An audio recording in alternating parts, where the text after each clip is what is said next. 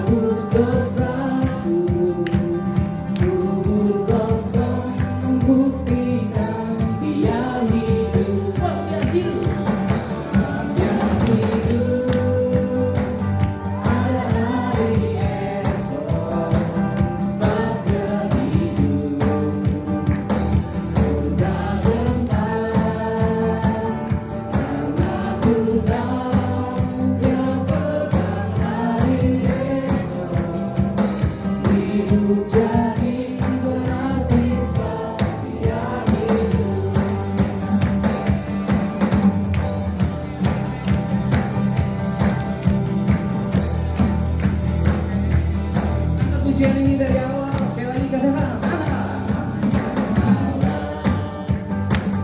Yesus namanya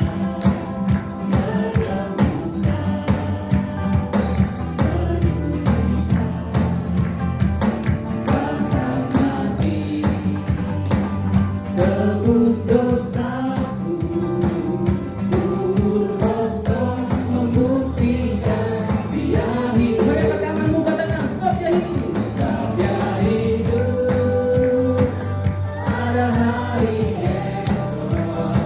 Sebab Dia hidup, tak tahu Dia pegang hari esok. Hidup jadi berarti sebab Dia hidup. Sekali lagi katakan sebab Dia hidup, ada hari esok. Sebab Dia hidup,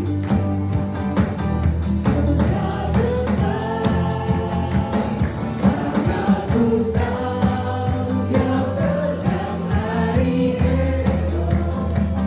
Hidup jadi berarti sebab Dia hidup. Hidup jadi berarti sebab Dia hidup. Hidup jadi berarti sebab Dia hidup. Haleluya. Silakan duduk kembali Bapak Ibu Saudara. Sebelum mendengarkan firman Tuhan, kita akan masuk lebih dalam lagi dalam pembicaraan.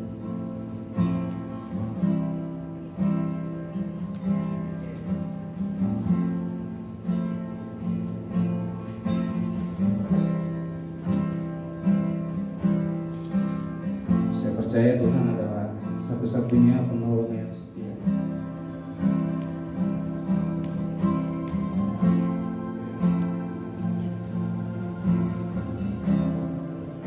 Ku percaya kasih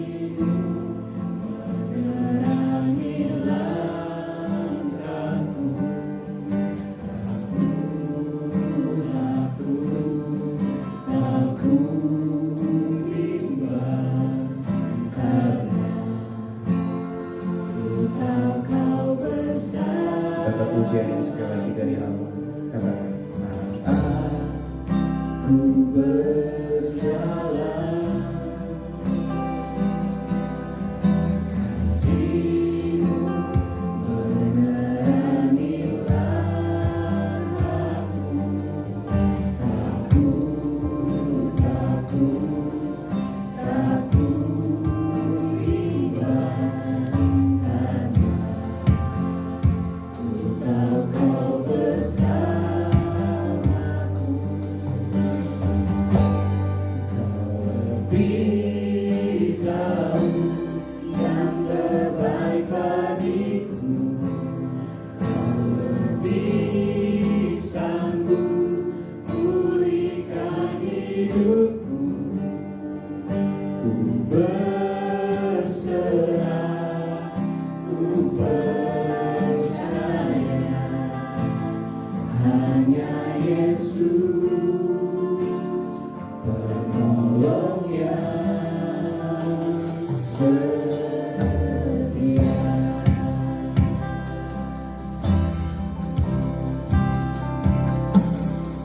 Saat ku berjalan,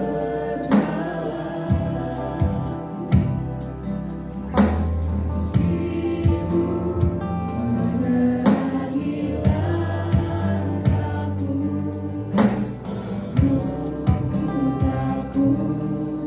Takut bimbang, karena ku tahu Kau bersamaku.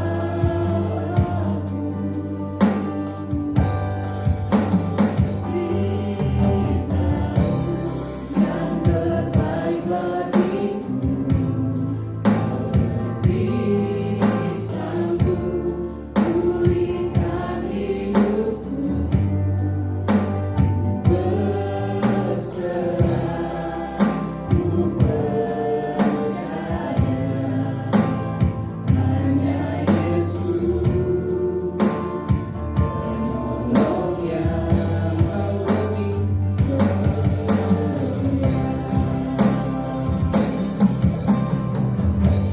Kau lebih tahu yang terbaik bagiku. Kau lebih sanggup pulihkan hidupku.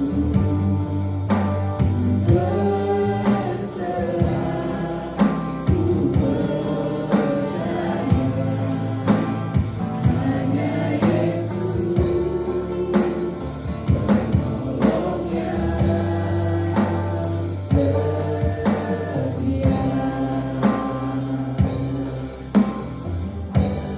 Kau lebih tahu yang terbaik bagiku. Kau lebih sanggup pulihkan hidupku. Ku berserah, ku percaya, hanya Yesus penolong yang. Mari jemaat Tuhan sekali lagi katakan dengan lembut, Kau lebih. Jemaat Tuhan katakan yang terbaik bagiku. Kau lebih sanggup pulihkan hidupku. Ku berserah, ku percaya,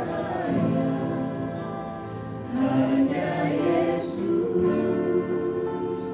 penolong yang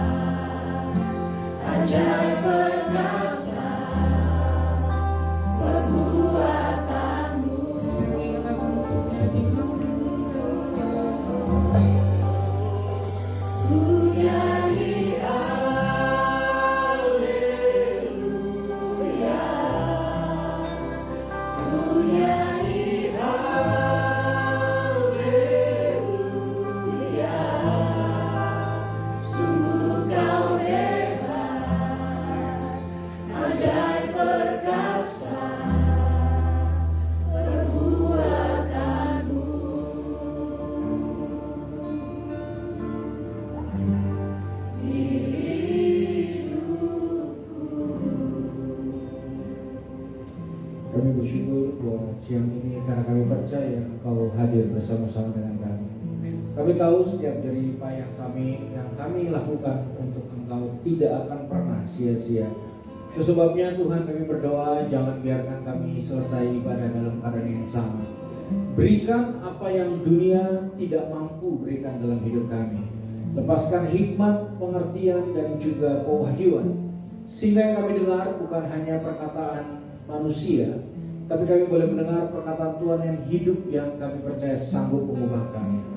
Hari ini kami buka hati kami seluas-luasnya menerima anugerah yang kami percaya adalah Engkau sendiri ya Tuhan. Dalam nama Yesus kami alaskan semua doa dan ucapan syukur, dan mari kita yang percaya pasti diberkati. Bersama-sama kita katakan amin. Silakan duduk dalam hadirat Tuhan. Tuhan, terima kasih tim musik yang luar biasa. Shalom Bapak Ibu. Shalom. Apa kabarnya? Luar biasa. Amin. Siapa percaya Yesus hadir bersama-sama dalam kita, boleh lambaikan tangan dan boleh tepuk tangan sekali lagi buat teman kita yang dahsyat dan luar biasa. Dan sebelum kita dengar firman, boleh lihat kanan kirinya sebentar lalu bilang, saya senang banget duduk di sebelah kamu hari ini. Kalau bilang kita pasti diberkati. Kan orang bilang posisi menentukan. Ya sekali lagi shalom semuanya. Mari kita siapkan hati kita. Saya percaya setiap kali kita datang sama Tuhan itu tidak sia-sia. Kalau kita lihat 1 Korintus 15 ayat 58 dikatakan, jangan goyah, tetap teguh, karena setiap jerih payah yang kita lakukan untuk Tuhan tidak akan pernah yang sia-sia. Ya. Nah, saudara, saya mau mengajak kita buka satu bagian firman Tuhan sebagai perenungan kita pada siang hari ini. Mari buka dengan saya Yohanes 14 ayat yang ke-6. Mari saya mengajak kita sama-sama membuka Yohanes 14 ayatnya yang ke-6. Lalu mari kita sama-sama baca pada hitungan yang ketiga. Yohanes 14 ayat yang ke-6. Baik, mari kita sama-sama baca. 2, 3. Kata Yesus, akulah jalan dan kebenaran. Tidak ada seorang pun yang datang kepada Bapa kalau tidak melalui aku. Saya ulangi, kata Yesus kepadanya, akulah jalan dan kebenaran dan hidup. Tidak ada seorang pun yang datang kepada Bapa kalau tidak melalui aku. Nah, kita lihat ya, kalimat ini adalah perkataan Yesus. Ya, jadi kalau di beberapa Alkitab itu perkataan Yesus itu biasanya ditulis pakai warna merah. Itu adalah sebuah perkataan yang keluar dari mulut Yesus, Bapak Ibu. Kita tahu bahwa hari-hari ini banyak orang mempertanyakan siapa Yesus. Dia Tuhankah, dia Nabikah, atau siapa. Tapi hari ini kita belajar dari perkataannya sendiri. Yesus berkata dia adalah jalan, dia juga kebenaran, lalu dia juga hidup. Nah, jadi kalau kita percaya dan hidup di dalam Tuhan, tentulah semua kita akan dibawa kepada sebuah perjalanan kebenaran dan kehidupan. Amin. Nah, hari ini saya ingin membahas Bapak Ibu Saudara bahwa semua kita sadar tidak sadar kita dalam sebuah perjalanan bersama Tuhan. Yang setuju katakan amin. Ya, kita sampai hari ini, kita bangun pagi hari ini, kita masih bernapas hari ini, kita dalam sebuah perjalanan. Jadi kalau orang di dalam Tuhan itu pasti dia berjalan, amin. Ya, dalam kontekstual detik ini kan Bapak Ibu duduk, saya jalan pelan-pelan kanan kiri, duduk gak kemana-mana. Tapi kalau orang di dalam Tuhan pasti berjalan, ya. Saudara dari tempat bekerja jalan ke sini dan sebagainya. Nah, salah satu hal yang penting dalam sebuah perjalanan adalah tujuan, betul gak Bapak Ibu? Tujuan itu penentu perjalanan. Kalau orang gak punya tujuan, biasanya malas jalan. Ya. Semua pasti akan melewati perjalanan demi tujuan. Hari ini di Kelapa Gading banjir, saya tinggal di Kelapa Gading sudah, jadi nerobos banjir. Banjir diterobos, hujan diterobos karena tujuannya adalah jelas ke sini. Setelah kita ibadah juga semua punya tujuan masing-masing, betul nggak saudara? Jadi waktu kita mulai berjalan, maka kita akan mengambil poin penting, yaitu tujuan. Nah, ini yang luar biasa Bapak Ibu. Hidup di dalam Tuhan, tujuan tidak menjadi sesuatu yang sangat penting di dalam perjalanan. Alasan kenapa kita berjalan itu punya penentu yang besar dan luar biasa dalam kehidupan kita. Saya ulangi, alasan kita berjalan kadang lebih penting dari tujuan dan tempat yang kita mau tuju. Contoh, nanti habis ini saya akan pulang ke Kelapa Gading Bapak Ibu. Tujuan saya di Kelapa Gading, tapi alasan saya pulang adalah karena saya pengen ketemu istri dan anak-anak saya. Kalau alasan itu hilang, maka rumah tinggal rumah, gak akan ada artinya. Kalau kita kehilangan makna untuk pulang, saya akan pulang nyari kopi dulu di sekitar sini, saya akan ngobrol, saya akan habiskan waktu baru saya pulang. Nah, hidup di dalam Tuhan sangat ditentukan lewat alasan. Kenapa? Perhatikan Bapak Ibu. Banyak orang kehilangan kebahagiaan justru ketika sampai dalam tujuan. Dulu merasa gak bahagia sebelum menikah, setelah menikah tidak bahagia. Banyak orang selingkuh di saat momen pernikahannya yang luar biasa. Banyak orang korupsi di saat finance-nya, keuangannya justru lagi baik-baiknya. Saudara, yang cukup membingungkan saya belakangan ini adalah banyak orang kehilangan kebahagiaan di puncak-puncak karir mereka. Saya ngobrol dengan satu legenda penyanyi Indonesia, sudah 3 dekade. Salah satu lagunya tuh ada kata hampanya, pasti sudah tahu. Ya. Nah itu dia. Jadi sering kali dia ngomong gini, yang tersisa hanya sepi. Saudara bisa bayangkan, orang bisa kesepian di tengah keramaian. Orang bisa rasa hampa di tengah pencapaian-pencapaian yang dahsyat dan luar biasa. Kenapa? Karena mereka tidak mementingkan alasan perjalanannya. Orientasi banyak orang hanya tempat tujuan.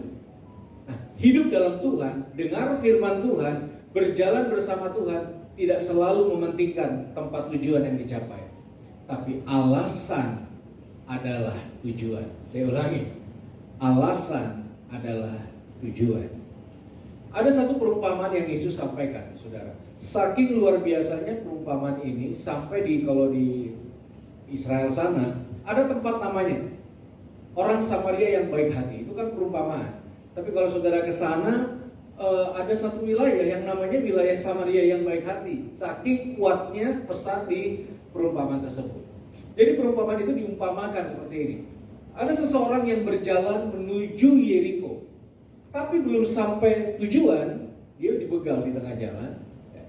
Lalu bukan hanya dia diambil barang-barangnya, dia pun dilukai dan akhirnya dia tergeletak, tidak sampai pada tujuan. Belum sampai pada tujuan, sudah tergeletak.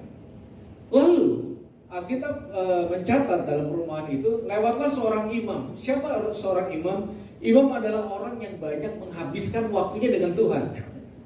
Jadi ini orang rohani banget, namanya juga imam, wakil Tuhan khusus. Nah, kita lihat reaksinya. Ketika imam menuju sebuah tujuan, di tengah jalan ketemulah orang yang sedang dibegal ini. Lalu apa yang terjadi? Imam itu pindah jalur, lalu meneruskan perjalanan. Kenapa?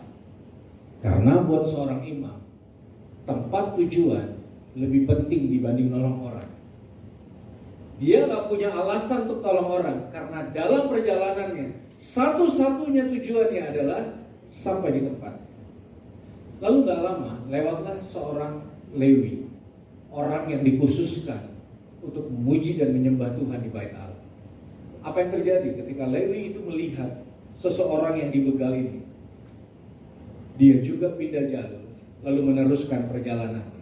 Kenapa? Karena buat seorang Lewi sama seorang imam, sampai di tempat tujuan jauh lebih penting dibanding berhenti dan menolong. Nah, lalu lewatlah seorang Samaria. Orang Samaria ini kalau saya pakai kata apa ya, ciong ya. Orang Tionghoa bilang ciong, itu nggak akur sama orang Yahudi yang lagi luka ini. Lalu tiba-tiba dia menghentikan perjalanannya, lalu dia membersihkan luka, dan apa yang terjadi? Dia angkat orang yang lagi terluka ini, dikeledainya, dan dia bawa ke rumah sakit. Tadinya dalam perjalanan kakinya tuh nggak nginjek tanah karena dia naik keledai. Dia punya kendaraan. Tapi di tengah jalan dia tuker. Dia nginjek jalan dan orang yang kena begal ini justru naik di keledai. Bahkan Alkitab mencatat dia keluarkan uangnya supaya orang ini bisa dirawat. Serta bedanya orang Samaria dan imam dan Lewi. Buat orang Samaria, tujuan gak jadi penting. Kalau dalam perjalanan ke sana, dia kehilangan esensi cinta dalam kehidupannya. Saudara, banyak orang berhasil lalu kehilangan kehangatan dengan keluarganya. Banyak orang berhasil lalu gak punya sebuah hubungan yang luar biasa dengan anak dan istrinya. Banyak orang gagal di tempat-tempat pencapaian karena mereka kehilangan esensi bagaimana mereka harus berjalan. Saudara, menurut saya esensi dalam perjalanan gak bisa ditemukan di mungkin ruang-ruang rapat, motivator. Semua orang akan mengarahkan lebih cepat sampai, lebih baik. 5 cara supaya kamu sampai pada tujuan. Nomor 4 akan buat kamu tercengang. Wah, itu semua digulung terus. Cara sukses, cara naik, cara terus, gimana capai tujuan dalam usia muda, semakin cepat, semakin luar biasa. Gimana cara memperoleh jalan pintas dan semuanya.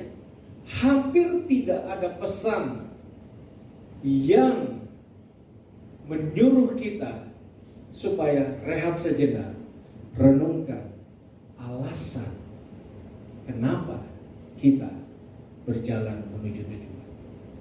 Makanya ada kadang-kala ketika target-target hidup ini tercapai, lalu kita merasa biasa aja.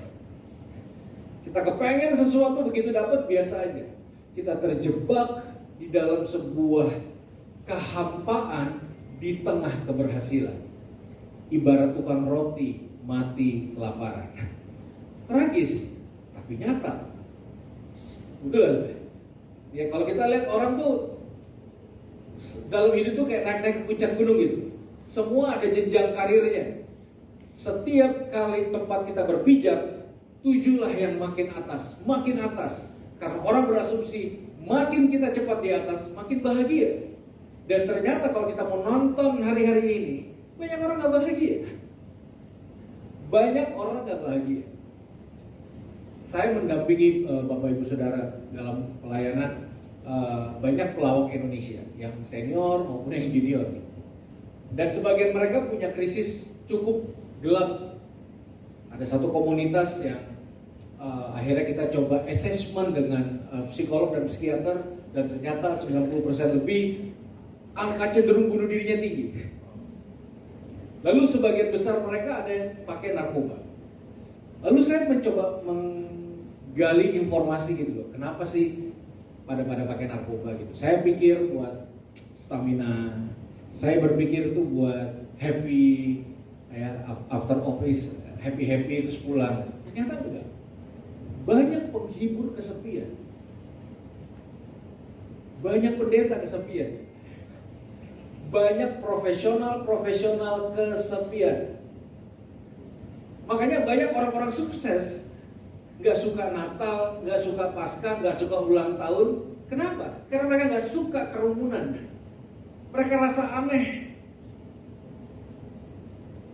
terjebak di dalam lautan petuah, lalu bingung mau ngapain. Kenapa? Karena banyak orang hari ini tidak memberi ruang yang luas untuk alasan kenapa dia berjalan. Pikirannya dipenuhi dengan tujuan-tujuan dan pencapaian-pencapaian yang harus dicapai. Sehingga alasan itu tidak menjadi lagi sumber kebahagiaan. Saudara bayangin, banyak orang tua rasa bahagianya itu terletak pada anaknya juara kelas apa enggak. Aneh, buat saya aneh. Karena anak bukan piala. Anak berhasil, papa mama bahagia. Anak gagal, papa mama malu. Kenapa malu dan bahagia ditaruh di pundak anak? Di pundak piala-piala, pencapaian-pencapaian. Makanya banyak orang sulit happy di tempat tujuan. Karena dalam perjalanan dia tidak menemukan alasan-alasan cinta di mana Tuhan membangunnya tiap hari. Saudara, menurut saya pada akhirnya kenapa kita perlu rendahkan hati kita untuk datang beribadah sama Tuhan? Karena beribadah sama Tuhan bukan hanya untuk dapat sesuatu. Ya, kita tahu ya, banyak anak sekolah ya. Saya kenal Willy ini dari celana abu, udah pelayanan bareng. Saudara, gak bisa dipungkiri, banyak anak sekolah cinta Tuhan pas ujian, betul? Karena Tuhan adalah kendaraan supaya nilai bagus. Saudara pernah lihat gak orang sakit di rumah sakit, tidurnya beralaskan Alkitab? Waktu sehat mah gak pernah dibaca. Karena Yesus adalah kendaraan saya buat sembuh. Yesus adalah kendaraan saya buat dapat jodoh. Yesus adalah kendaraan saya buat sukses dan berhasil. Beberapa kali pelayanan penjara, banyak orang yang kemana-mana nenteng Alkitab. Dulu mah gak pernah dibaca. Jadi Yesus itu cuma sekedar kendaraan. Nih saya kasih contoh saudara. Saya paling suka yang namanya dalam sebuah tata ibadah ruang kesaksian. Saya bertobat tahun 2000. Saya dulu kaum bapak saya ikut, kaum ibu saya ikut, karena saya suka kesaksian. Kalau mau jujur, hari ini hampir gak ada lagi ruang kesaksian. Bukan karena gak ada waktu, emang gak ada yang mau bersaksi aja. Pernah lihat gak fenomena ini Bapak Ibu? Misalnya ya, saya PL atau MC. Baik, sebelum dengar firman, ada yang mau bersaksi Bapak Ibu? Biasanya setelah ngomong itu orang apa ya? Duduk kepala, betul gak? Jangan ditembak dari depannya. Terus MC-nya emosi. Masa iya? Seminggu gak ada yang diberkati. Nih kalau gak ada yang angkat tangan nih, saya tunjuk dari depan. Gitu kan. Ayo Bapak, maju Pak. Bapaknya kaget. Dari depan, dari belakang ke depan, bapaknya maju terpaksa, garu-garu kepala. Terus pas kesaksian gini, Shalom saudara, apa ya? Saya mau bersaksi Tuhan baik, udah selesai. Kenapa? Karena banyak kesaksian hanya dititik beratkan pada sukses story, tempat tujuannya, betul gak? Makanya banyak orang enggan bersaksi, kenapa? Belum kejadian suksesnya. Padahal kekuatan kesaksian adalah menemukan alasan kenapa kita tetap berjalan. Soalnya kalau kita back to basic ya, balik ke zaman-zaman awal gitu. Kalau misalnya Paulus lah bersaksi, Shalom, saya Paulus, dulu Saulus namanya. Saya pemuka agama yang dihormati di mana-mana, Saulus. Saudara tahu ya, kemana dia pergi pasti protokol agama. Dia murid kesayangan Gamaliel. Stefanus dihukum rajam itu atas otoritas Saulus. Lalu dia tutup kesaksiannya gini, puji Tuhan Bapak Ibu, setelah kenal Yesus, haleluya, Yesus baik. Karam kapal, dipatok ular, masuk penjara, dikejar-kejar mau dibunuh. Lalu dia akan tutup kesaksian dengan gini, Bapak Ibu, saya akan mati martir. Kalau saya bisa mengalami, saya berdoa, Bapak Ibu Saudara juga akan mengalami satu persatu. Tolak dalam nama Yesus. Ya. Jadi orientasi keimanan hanya diletakkan pada tempat tujuan, sebuah pencapaian semata. Makanya kalau saudara nggak bisa dipungkiri, terkadang terjadi kompetisi di dalam kehidupan spiritual seseorang. Besar pasti benar, betul? Ya, banyak mewah pasti Yesus hadir. Kecil kayaknya kurang iman. Jadi orang akan bermainnya di situ, bukan alasannya. Sedangkan alasan jauh lebih penting. Karena alasan kita berjalan adalah esensi Tuhan hadir dalam hidup kita.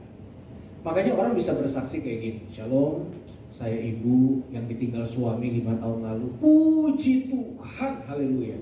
Hari ini saya bersaksi, makin gak tahu suami saya kemana. Tapi saya makin cinta Tuhan, saya makin melayani Tuhan, dan saya tetap percaya hari ini satu orang selamat, seisi rumah diselamatkan. orientasinya adalah alasan. Disitulah orang akan menemukan makna.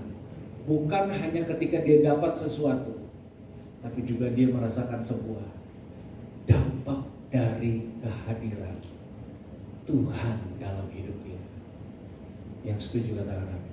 Untuk itu kita perlu izinkan intervensi ilahi ada dalam kehidupan setiap kita.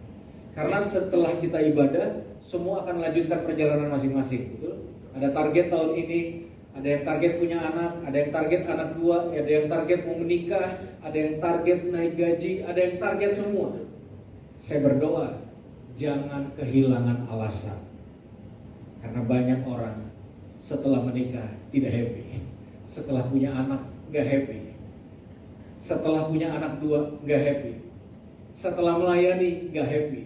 Karena dia lupa bahwa kehadiran Tuhan bukan hanya di tujuan, karena dia adalah jalan dan kebenaran dan kehidupan. Yang setuju katakan amin. Amin. Jadi jangan sampai kita kehilangan esensi-esensi itu, lalu kita tidak menikmati perjalanan kehidupan ini. Makanya saya percaya Paulus berkata, saya tahu apa itu kelebihan, saya tahu apa itu kekurangan, saya tahu apa itu VIP, saya tahu apa itu kelas ekonomi. Karena yang menentukan bahagia bukan kelasnya, tapi siapa yang ada di dalam kita. Dan dialah yang membawa kita kepada sebuah esensi. Bapak Ibu, esensi itu penting hari-hari ini sebagai anak Tuhan. Kenapa? Saya mau ngomong apa adanya. Karena hari ini esensi itu dibungkus dengan berbagai aksesoris, Bapak Ibu. Contoh, kalau kita hari Minggu kadang-kadang kan suka ada pertandingan tinju ya, dan biasanya bapak-bapak yang nonton tinju, betul? Nah, setiap kali pertandingan tinju, pastilah ada seorang wanita yang berjalan keliling ring bawa papan, ada informasi tentang rondenya, betul? Nah, sering kali nih, apalagi kalau saya nonton sama bapak-bapak, setelah keliling, tanya sama bapak sebelah, Pak, ronde berapa Pak? Tunggu dulu, ronde berapa tadi? Kenapa? Karena yang bawa papan lebih menarik dari informasi papannya. Saya nggak tahu itu ide dari siapa. Kenapa angka di ronde harus dibungkus dengan aksesoris-aksesoris yang untuk menarik perhatian? Betul nggak? Sama. Hati-hati dengan kebenaran-kebenaran yang esensial hari-hari ini. Karena kebenaran-kebenaran seringkali dibungkus dengan aksesoris-aksesoris. Semua digiring kepada semua titik-titik keberhasilan yang seakan-akan kalau semua belum capai situ, belum mengalami Tuhan, dan Tuhan tidak berjalan dalam kehidupannya. Esensi datang dari hati Tuhan yang mengubah hidup kita. Saya mau tutup dengan kesaksian. Papa saya itu, saya sering kali bilang, tapi saya mau bilang lagi hari ini. Papa saya itu adalah seorang profesional yang belum saya temukan seperti dia sampai hari ini. Dia adalah profesional sepak bola. Dari zaman dia kecil, dia tidak kuliah, dia cuma hidup dari bola. Dia adalah kapten timnas Indonesia. Dia adalah pelatih nasional Indonesia. Kalau kemarin Indonesia dan Vietnam, hiruk pikuknya, saya keluarga udah bosen. Karena dari dulu hiruk pikuk hidup saya itu adalah sepak bola. Ya. Jadi kalau saya lihat foto waktu saya lahir, saya sudah difoto waktu saya umur 1 minggu dengan sepatu bola papa saya. Jadi dunia bola tuh, waduh, ya. Dan rumah saya pagarnya itu bola, lampu tamannya bola. Nanti di ruang tamu ada bola gede, di meja makan ada bola, ruang tamu ada bola, di dapur ada bola, bola di mana-mana. Lalu papa saya tuh dinobatkan sebagai bapak futsal Indonesia. Kalau dia suka main futsal, itu pelopornya tuh papa saya. Jadi hidup dan matinya tuh di bola. Permintaan terakhirnya sebelum meninggal adalah minta diantarkan ke lapangan bola yang membesarkan dia. Jadi perjalanannya itu kayak kacamata kuda. Bola. Jadi bola itu adalah agama kedua setelah Kristen buat papa saya. Nah, satu kali dia dinobatkan sebagai pelatih terbaik dan termahal, namanya Roni Patinasarani, pelatih Petrokimia Putra Gresik di Jawa Timur. Di dalam puncak karirnya yang sangat luar biasa, dua putranya, salah satunya saya, itu terjerumus dalam lubang narkoba yang sangat parah dan dalam. Jadi saya punya background sebelum saya kenal Tuhan adalah pemakai dan bandar narkoba selama 9 tahun. Saya bisa hari ini berdiri itu karena anugerah Tuhan. Kalau saudara lihat sekarang ini udah naik 50 kilo. Ya. Dulu tuh kayak pentol korek orang bilang. Ya, berdiri gini aja saya nggak bisa lama karena saya divonis hepatitis C akut. Saya tertular dari jarum suntik, saya punya jantung kena, liver kena, paru-paru kena. Satu kali mama saya menemukan saya lagi ngobrol sama pohon Bapak Ibu. Jadi pohon saya ajak ngomong gitu. Makanya dulu kalau datang ke gereja tuh orang tuh pusing. Karena saya suka ngomong sendiri sama kursi kosong gitu. Jadi kadang-kadang kasir suruh saya suruh duduk di luar. Jadi 9 tahun itu mimpi buruk. Nah, satu kali papa saya harus milih lanjutkan bola atau ngurus dua anaknya. Saya sebagai anak kedua udah tahu pasti yang dia pilih bola. Ngapain milih anak yang nggak jelas masa depannya.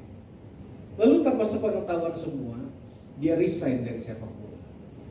Lalu dia bilang gini, kalau mau jadi orang hebat, jadi orang hebat di mata anak-anak dulu.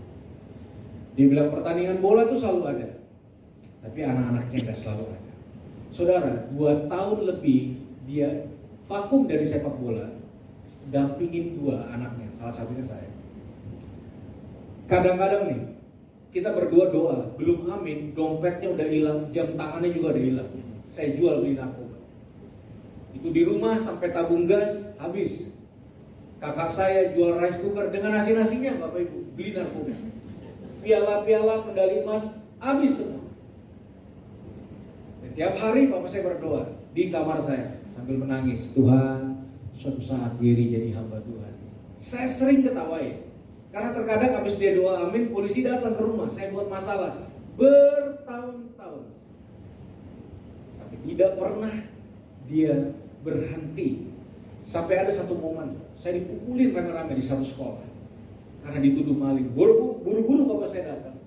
Dan di saat yang sama, satu sekolah teriakin saya dan papa saya maling. Saya bisa bayangkan, dari Gelora Bung Karno yang diteriakin hebat seperti pertandingan kemarin, lalu gak lama kemudian satu sekolah teriakin maki maling saya dan papa saya. Jadi kami jalan berdua menuju ruang guru. Saya intip matanya berkaca-kaca. Tiba-tiba, ini tindakan yang memulihkan saya selain kasih karunia Tuhan. Tiba-tiba dia rangkul saya. Lalu dia bilang gini, kamu bukan maling ya? Kamu tuh anaknya papa, angkat muka kamu, jangan nangis, jalan lagi kita. Berlindangan air mata kita berdua di tengah lapangan. Saya dikeluarkan dengan tidak hormat di depan gerbang sekolah. Papa saya bilang, apapun yang terjadi, kamu tetap anaknya papa. 24 tahun kemudian, berdirilah saya hari ini. Berdirilah saya hari ini. Berdirilah saya dalam anugerah Tuhan, menyampaikan sesuatu. Bagaimana bisa? Karena 24 tahun yang lalu ada seorang laki-laki yang mengorbankan tempat tujuannya karena dia tahu esensi lebih penting dari juara, lebih penting dari tepuk tangan. Banyak bapak-bapak hari ini mentingin gengsinya, nama baiknya, kredibilitasnya, karirnya dibanding esensinya hidup dengan Tuhan, dibanding hubungannya dengan keluarga dan anak-anaknya. Banyak orang mengorbankan alasan demi sebuah pencapaian dalam tujuan. Gak saudara tahu ketakutan saya dalam pelayanan apa? Saya takut pulang ke rumah nih setelah pelayanan. Orang bilang terima kasih Pak. Sampai rumah anak saya bilang, Ma ada om itu pulang. Itu artinya gagal dalam esensinya. Jadi Bapak Ibu Saudara, dalam kesempatan yang berbahagia siang hari ini, jangan sampai kita kehilangan esensi. Tuhan bukan kendaraan buat sukses. Tuhan bukan seperti ATM di mana kita butuh kita gunakan lalu tidak kita simpan lagi. Tuhan adalah alasan kita bangun pagi. Kalau saudara gagal, kalau saudara jatuh, kalau saudara bingung, khawatir, cemas, ingat, temukan alasan itu. maka alasan akan melempar energi, happy, paradigma yang berubah. Alasan akan menciptakan masa depan yang luar biasa. Saya tahu akhir hidup saya bukan cuma bahagia, umur panjang, sukses.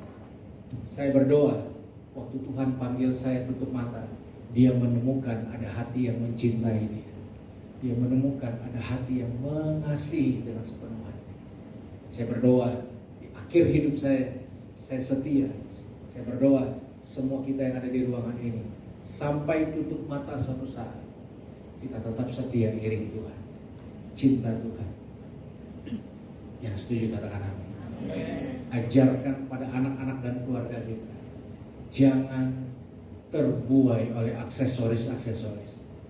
Temukan esensi, hidupi esensi, dan jalani segenap hati, jiwa, dan akal budi kita. Yang setuju katakan amin. Baik, mari kita satukan hati dan berdoa. Terima kasih buat siang hari ini, di waktu yang singkat kami boleh mendengar sabda kebenaran firman. Tuhan, kami gak mungkin mendapat esensi cinta itu kalau bukan Engkau melahirkannya di dalam hidup kami. Kami berdoa biar siang hari ini anugerah-Mu turun atas kami. Angkat setiap ketakutan, kekhawatiran, kebingungan, kemarahan, kecewa, dan sebagainya. Angkat semua perasaan yang bukan dari Tuhan. Kami berdoa siang hari ini, bawa kami menemukan tujuan ilahi, yaitu hati-Mu dan cinta-Mu ya Tuhan. Buat kami makin terpesona akan cinta-Mu yang dalam. Tarik hati kami mendekat, dan buat kami terus jatuh cinta akan cinta-Mu yang dalam, panjang, lebar, luar biasa. Berkati setiap kami serahkan hidup kami ke dalam tangan-Mu. Demi nama Yesus kami berdoa dan mengucap syukur. Haleluya, mari semua kita katakan amin.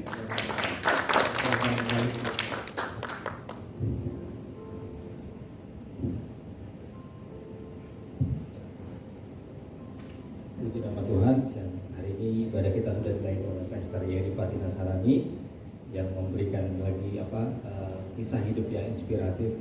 Memang kalau ingat di tahun 2000-an, Roni Patinasarani itu kita juga punya idola, Pak.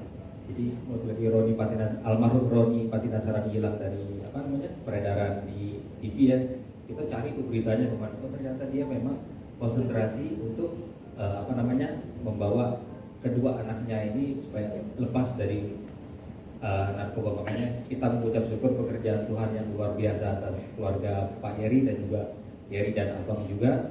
Biar kiranya juga kisah inspiratif ini memberikan kita semangat. Karena kita tahu juga, saya bersyukur juga kepada teman-teman, khususnya teman-teman PDO yang aktif di situasi yang seperti ini. Saya angkat topi, tetap bisa melayani Tuhan, semangat. Maksudnya ya kehidupan kekristenan kan nggak lurus-lurus saja gitu, nggak ada. Ya kita hadapin sekarang ini ya, membuktikan bahwa bekerja di dalam Tuhan itu memang akan menghadapi banyak tantangan.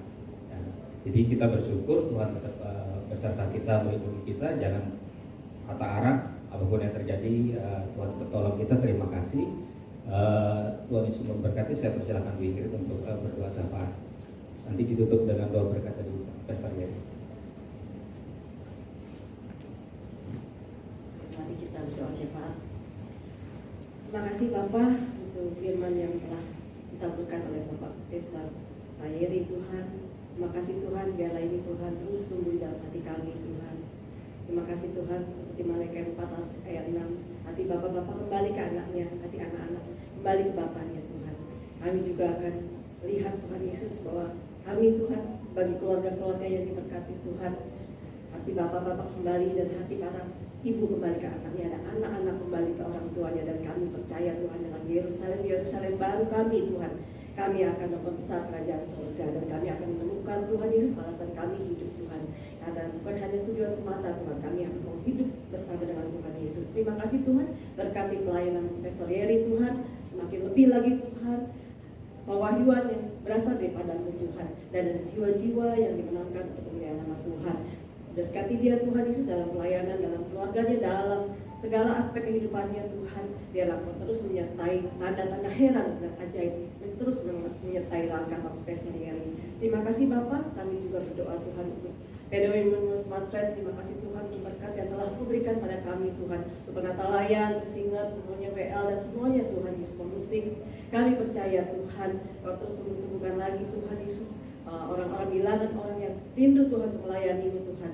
Di dalam pekerjaan kami ini Tuhan, kami melayani-Mu Tuhan dengan segenap hati Tuhan. Kami menikmati terus Tuhan proses dalam hidup kami sambil melayani Kau Tuhan, dan kami percaya Tuhan Kau terus berkati kami. Dan Tuhan, di dalam program-program PDW Smart Friend semakin lama Tuhan, Kau berikan hikmat Tuhan, Kau berikan ide-ide cemerlang Tuhan, dan biarlah kami bisa melakukannya Tuhan di tengah-tengah kesibukan kami, di tengah permasalahan kami. Terima kasih Bapa, ada Tuhan Yesus Kristus yang selalu menyertai kami Tuhan. Terima kasih Tuhan, kami juga berdoa Tuhan Yesus untuk kami yang di sini Tuhan. Kami percaya Tuhan yang sakit Kau sudah sembuhkan, oleh bilu-bilu darah Yesus kami sudah disembuhkan. Yang berbeban berat dan bermasalah, baik dalam keluarga, baik dalam pekerjaan apapun Tuhan, kami percaya Engkau telah lepaskan kami di dalam nama Tuhan Yesus, dan kami akan menyaksikan perbuatan ajaib dalam kehidupan kami. Terima kasih Tuhan, kami juga berdoa untuk Smart Friend. Terima kasih Tuhan untuk berkat terhadap Smart Friend. Tuhan semakin hari Smart Friend Kau terus pulihkan Tuhan. Kami percaya Tuhan Smart Friend akan terus Kau buat besar Tuhan, bahkan menjadi perusahaan telekomunikasi Tuhan yang diperhitungkan Tuhan. Kami percaya Tuhan, selama ada kami anak-anak-Mu yang terus berdoa untuk Smart Friend, kami percaya Engkau terus memberkati Smart Friend. Dan kami juga berdoa untuk para pemimpin kami, owner kami Tuhan, biarlah Kau berikan kesehatan, Kau berkati Tuhan mereka Tuhan, dalam setiap kebijaksanaan itu berguna bagi kami dan bagi perusahaan. Terima kasih Bapa. Akhirnya Tuhan kami berdoa Tuhan Yesus untuk Indonesia. Terima kasih Tuhan, Indonesia telah Kau berikan pemimpin yang luar biasa yang lain. Kami percaya Tuhan, pemerintah yang ada saat ini juga terus Tuhan Engkau terus melengkapi mereka Tuhan, di sisa-sisa pemerintahan yang mereka membuat sesuatu gerakan yang baik Tuhan. Dan kami percaya Tuhan bahwa penerusnya juga akan lebih baik lagi Tuhan daripada yang sekarang ini. Dan kami percaya Tuhan ada jiwa-jiwa di Tuhan untuk memuliakan nama Tuhan, dan biarlah kesejahteraan ekonomi, keamanan, semuanya Tuhan, kesejahteraan ada Tuhan dari seluruh Indonesia Tuhan, dari Pulau Sabang sampai Merauke, dari Miangas sampai Pulau Rote. Kami akan lihat kemuliaan untuk Indonesia. Sebelum kami pulang, kami percaya Tuhan Yesus, kami akan menerima berkat daripada Tuhan Yesus. Saya undang kita bagi berdiri sama-sama Bapak Ibu. Berkati sisa waktu hari ini, semua tanggung jawab. Kami berdoa berikan semua kami kesehatan yang baik. Tidak lupa berdoa untuk keluarga kami dimanapun mereka berada. Tuhan terus taruh hati-Mu dalam hati kami. Buka tingkap langit, lepaskan berkat yang terbaik bagi kami. Terimalah berkat berlimpah dari Allah Bapa, kasih karunia melalui anak yang tunggal Tuhan Yesus Kristus, persekutuan dengan Allah Roh Kudus yang menyertai setiap kita mulai hari ini sampai pada kedatangan Tuhan menjemput setiap kita di awan yang permai dan bahkan sampai selama-lamanya. Mari setiap kita yang percaya bersama-sama kita katakan amin. Amin.